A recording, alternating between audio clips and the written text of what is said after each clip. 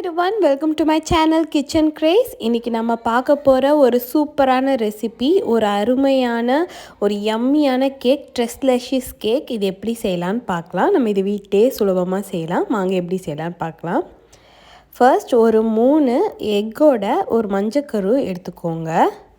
முட்டையோட மஞ்சக்கரு தனியாக எடுத்துட்டு அதில் ஒரு 1/4 கப்பு சர்க்கரை ஆட் பண்ணி அதை நல்லா பீட்டர் வச்சு நல்லா பீட் பண்ணிக்கோங்க. இந்த மாதிரி கலர் மாறிடணும். அந்த எல்லோ டார்க்காக இருக்கிற எல்லோ கலர் மாறி இந்த மாதிரி லைட் கலருக்கு வரணும். அதுக்கப்புறம் அதிலே 1 டீஸ்பூன் வெண்ணிலா எசன்ஸும் 2 டீஸ்பூன் எண்ணெயும் ஆட் பண்ணிக்கோங்க. அதுக்கப்புறம் அந்த 3 முட்டையோட வெள்ளைக்கரு அதை தனியாக எடுத்து வச்சுக்கோங்க. வச்சுட்டு இதில் 1/2 கப் பவுடர்ட் சுகர் ஆட் பண்ணிவிட்டு அதையும் நல்லா பீட் பண்ணி இந்த மாதிரி ஸ்டிஃப் பிக் வர வரைக்கும் எடுத்துக்கோங்க. எடுத்து இதை ரெண்டுத்தையும் நல்லா மிக்ஸ் பண்ணுங்கள். ஏன் நம்ம இதை ரெண்டுத்தையும் தனித்தனியாக பீட் பண்ணுறோன்னா அப்போ நம்மளுக்கு சாஃப்டாக நல்லா ஃப்ளஃபியாக கேக் கிடைக்கும். அதனால் இது இப்படி போட்டு நல்லா ரொம்ப கிளறாமல் ஆனால் லைட்டாக இந்த மாதிரி நல்லா மிக்ஸ் பண்ணி எடுத்துக்கிட்டிங்கன்னா அந்த பேட்டர் பார்க்கவே ரொம்ப அழகாக இருக்கும். அதுக்கப்புறம் நம்ம ட்ரை இன்க்ரீடியன்ட்ஸ் ஆட் பண்ண போகிறோம். 1 கப் மைதா ஆட் பண்ணிக்கோங்க. ஆட் பண்ணிவிட்டு 1 டீஸ்பூன் பேக்கிங் பவுடர் ஆட் பண்ணிக்கோங்க. அதுக்கப்புறம் 1/4 டீஸ்பூன் உப்பு ஆட் பண்ணி நல்லா ஜலிச்சு எடுத்துக்கோங்க. எடுத்து நல்லா இதை மிக்ஸ் பண்ணிடுங்க.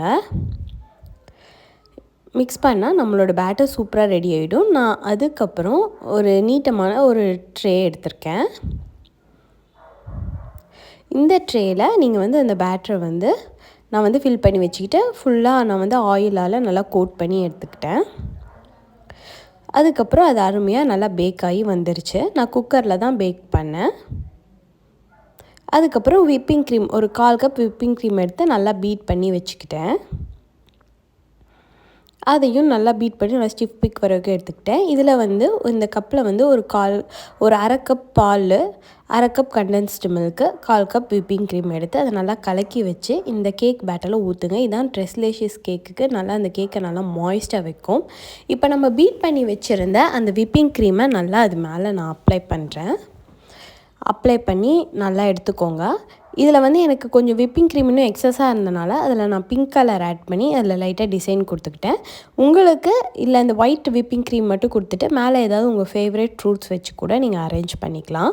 இது சாப்பிட்டு பார்த்திங்கன்னா அவ்வளோ மாய்ஸ்டாக அவ்வளோ எம்மியாக டேஸ்ட்டு ரொம்ப அருமையாக இருக்கும். கண்டிப்பாக இதை ட்ரை பண்ணி பாருங்கள். ரொம்ப சூப்பராக இருக்கும். நீங்கள் இதை வீட்டிலையே செய்யலாம். எல்லாருக்கும் ஃபேவரேட்டாக அவ்வளோ எம்மியாக இருக்கும். கண்டிப்பாக ட்ரை பண்ணி பார்த்து எப்படி இருக்கும்